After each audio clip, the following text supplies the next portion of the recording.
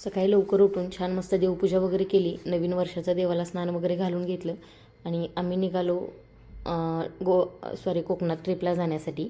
4 दिवसाचा आमचा कोकण ट्रिपचा प्लॅन आहे. मस्त सकाळच्या 6 वाजता आम्ही निघालो होतो.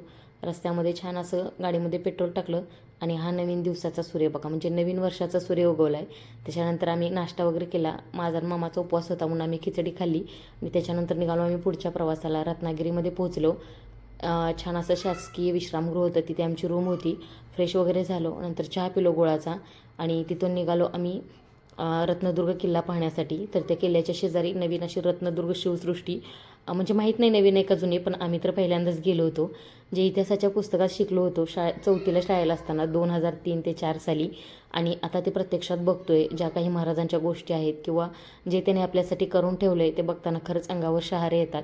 छान असा रत्नदुर्ग किल्ला, म्हणजे याचंच दुसरं नाव आहे बाले किल्ला.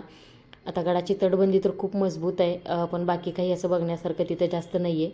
छान असं भगवती देवीचं मंदिर एक आहे गडावरती आणि बाकी झाडं वगैरे आहेत. अगदी समुद्राच्या कडेला वसलेला हा किल्ला आहे. मग ते आणि गडावरून दिसणारा हा रत्नदुर्ग शिवसृष्टीचा व्ह्यू छान असं. नंतर शिवसृष्टी बघण्यासाठी खाली आलो. मस्त अशी शिवसृष्टी बघितली. तिथे तिकीट होतं, तिकीट काढलं. लहान मुलांनासुद्धा तिकीट होतं आणि छान अशी शिवसृष्टी बघितली. आता शिवसृष्टी बघताना तिथे ना जे काही महाराष्ट्रातले छोटे छोटे किल्ले आहेत, गडकिल्ले, तर त्याचे छान असे छोटे छोटे जे म्हणजे इमारती किंवा स्टॅच्यू असतात ते बनवलेले होते. शिवसृष्टीमध्ये भलं मोठं असं जहाज होतं. तिथे छान आम्ही फोटो वगैरेसुद्धा काढले आणि आमच्या मुलांना इतक्या लहान वयात आम्ही या महाराजांच्या गोष्टी दाखवतोय.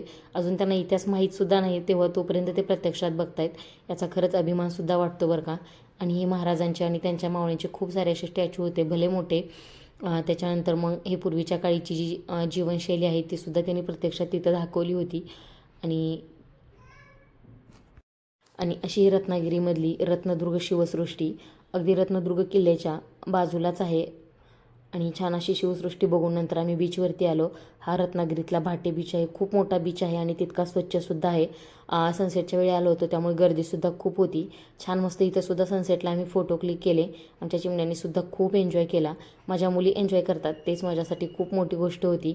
शिवण्यापेक्षा सर्वज्ञ जास्त एन्जॉय करत होती आणि पाणीसुद्धा छान खेळत होती. आणि नंतर संध्याकाळी हॉटेलमध्ये गेलो. छान मस्त मामाचा 1 तारखेला बड्डे असतो, 1 जानेवारीला बड्डे सेलिब्रेशन केला. मामाचा फ्रेंड वगैरेसुद्धा आलेला होता, तो तिथेच गव्हर्नमेंट जॉबला आहे. बड्डे सेलिब्रेशन केला, छान जेवण केलं आणि असं होतं आमचं नवीन वर्षाचा पहिला दिवस आणि कोकण ट्रिपमधलासुद्धा पहिला दिवस.